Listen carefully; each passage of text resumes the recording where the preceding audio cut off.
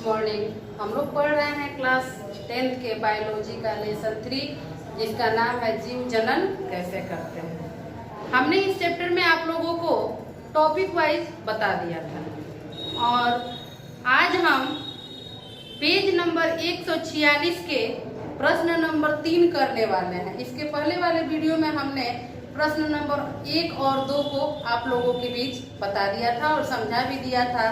और प्रश्न नंबर 1 था द्विखंडन और बहुखंडन में अंतर को स्पष्ट करना था। तो आप सबको हमने द्विखंडन और बहुखंडन के बारे में बताया था कि जब एक कोशिका से बराबर भागों में 2 कोशिकाएं विभाजित हो जाती है उसको हम लोग क्या कहते हैं, द्विखंडन। और जब एक ही कोशिका से बहुत से भागों में कोशिका विभाजन होता है तो उस प्रक्रिया को हम लोग क्या कहते हैं, बहुखंडन कहते हैं। इसके बाद एक और प्रश्न था कि बीजाणु द्वारा जीव जनन में क्या महत्व है, तो हमने इस क्वेश्चन को भी आप लोगों के बीच बता दिया था। आइए आज हम देखते हैं प्रश्न नंबर 3। प्रश्न नंबर 3 है कि क्या आप कुछ कारण सोच सकते हैं जिससे पता चलता हो कि जटिल संरचना वाले जीव पुनरुद्भवन द्वारा नई संतति उत्पन्न नहीं कर सकते हैं। सबसे पहले आप जानिए पुनरुद्भवन यानी रीजेनरेशन की प्रक्रिया को ही हम लोग क्या करें, इंग्लिश में इसको क्या कहते हैं, रीजेनरेशन, यानी फिर से जन्म ले लेना। तो हमने आप लोगों के बीच एक जीव के बारे में बताया था कि आप लोग छिपकली को देखा होगा, कभी कभार अचानक अगर छिपकली का पूंछ कट जाता है तो कुछ दिन के बाद हम देखते हैं कि फिर उस पूंछ के जगह पे नए पूंछ आना शुरू हो गया है। यही है रीजेनरेशन की प्रक्रिया, यानी रीजेनरेशन उसको कहते हैं पुनः जनन या पुनरुद्भवन। तो वही कह रहा है कि जटिल जीवों में क्या इसके द्वारा नई संतति उत्पन्न कर सकते हैं। जो जटिल संरचना वाले जीव हैं वह क्या नई संतति को उत्पन्न कर सकते हैं। आइए हमने इसके उत्तर को देखिए दिया हुआ है कि इस प्रकार के जीवों की संरचना अत्यंत जटिल होती है। इसमें एक विशिष्ट कार्य के लिए विशिष्ट अंग होता है। जो भी जटिल जीव होते हैं उसमें विशिष्ट कार्य के लिए विशिष्ट अंग होता है। जैसे हमारे शरीर के जितने भी अंग हैं सारे अंग का कार्य क्या है, अलग अलग है। हाथ का काम है किसी वस्तु को उठा के इधर से उधर रखना, पैर का काम है चलना, आंख का काम है देखना, नाक का काम है सूंघना, यानी हमारे शरीर के सारे अंगों का कार्य क्या है, अलग अलग है। उसके बाद कह रहे हैं इस प्रकार की कोशिकाएं जटिल जीवों में नहीं होती है। जो भी जटिल जीव होते हैं उसमें इस प्रकार की कोशिकाएं नहीं होती है। इसलिए जटिल संरचना वाले जीव पुनरुद्भवन द्वारा नई संतति उत्पन्न नहीं कर सकते हैं। देखिए मात्र 4 लाइन का इस प्रश्न का उत्तर है कि इस प्रकार के जीवों की संरचना अत्यंत जटिल होती है और एक विशिष्ट कार्य के लिए एक विशिष्ट अंग भी होता है, और कि इस प्रकार की कोशिकाएं जटिल जीवों में नहीं होती है। इसलिए यह प्रक्रिया जटिल जीवों के लिए नई संतति उत्पन्न नहीं कर सकती है। आइए हम प्रश्न नंबर 4 को देखते हैं। प्रश्न नंबर 4 है कि कुछ पौधों को उगाने के लिए कायिक प्रवर्धन का उपयोग क्यों किया जाता है। हमने कायिक प्रवर्धन के बारे में आप लोगों को बता दिया था कि जिस पेड़ में बीज नहीं होते हैं उस पेड़ के नए संतति को उत्पन्न करने के लिए हम लोग क्या करते हैं, कायिक प्रवर्धन का उपयोग करते हैं। और कायिक प्रवर्धन 3 तरह से होता है।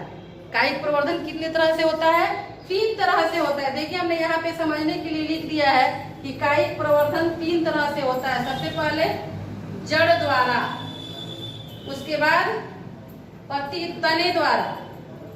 तने द्वारा और तीसरा है पत्ती द्वारा। सबके बारे में हमने आप लोगों के बीच बताया था कि जड़ द्वारा कौन से पौधे उगाए जाते हैं, तने के द्वारा कौन से पौधे उगाए जाते हैं और पत्तियों के द्वारा कौन से नए पौधे उगाए जाते हैं। तो जैसे हमने एग्जाम्पल दिया था केला में बीज नहीं होता है और गुलाब, ऐसे पौधे को लगाने के लिए हम लोग क्या करते हैं, कायिक प्रवर्धन का ही उपयोग करते हैं। और गुलाब के अगर पौधे को लगाना है तो वहाँ हम गुलाब के तने को काट के मिट्टी में अगर रोप दें तो वहाँ से कुछ दिन के बाद हम देखेंगे कि नए नए पत्तियाँ उसमें निकलना प्रारंभ हो गया है। तो यही क्या है, कायिक प्रवर्धन। आइए हम इसके उत्तर को समझते हैं कि कुछ पौधों को उगाने के लिए कायिक प्रवर्धन का क्या उपयोग है या इसका उपयोग क्यों किया जाता है। और यह पौधे अपने जनक के समान ही होते हैं।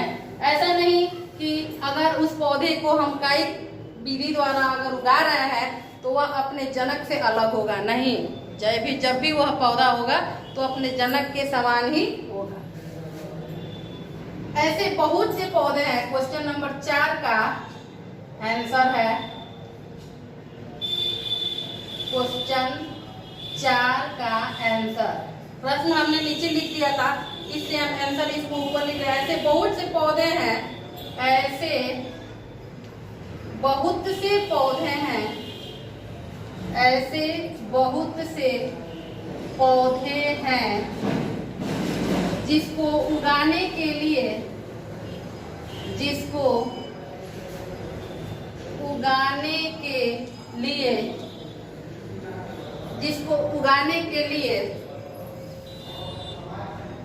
कायिक प्रवर्धन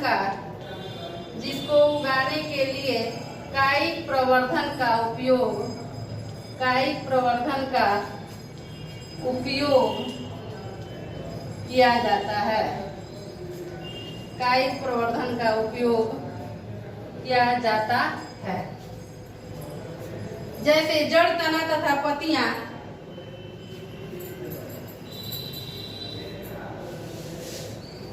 जिनमें कुछ भाग कायिक प्रवर्धन के द्वारा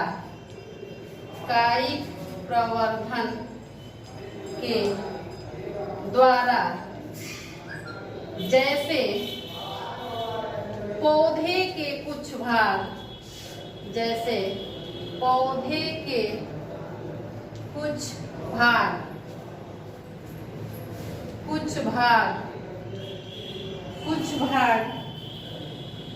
जड़, तना तथा पत्तियां कायिक प्रवर्धन के द्वारा जैसे पौधे के कुछ भाग जड़, तना तथा पत्तियां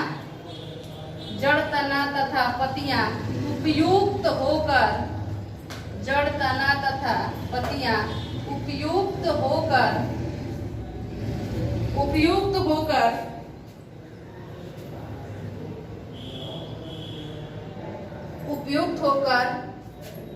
विभिन्न परिस्थितियों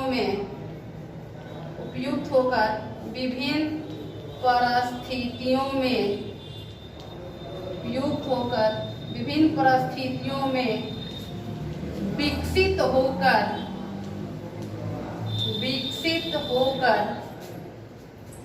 नए पौधे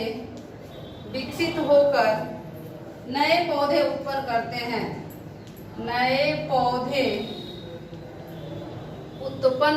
हैं।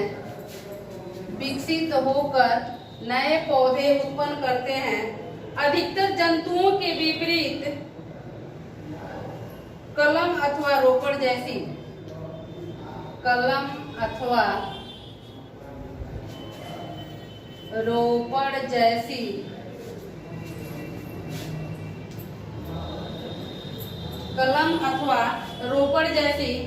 कायिक प्रवर्धन का तकनीक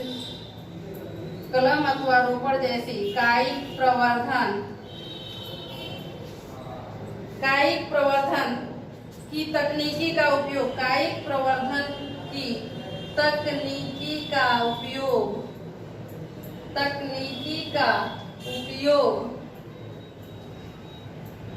तकनीकी का उपयोग कृषि में भी किया जाता है।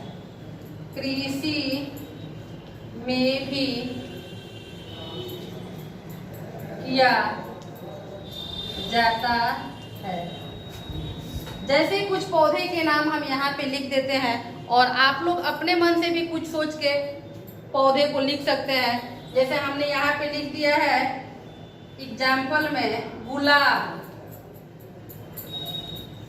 केला, गुलाब, केला, गन्ना अथवा गन्ना अथवा अंगूर।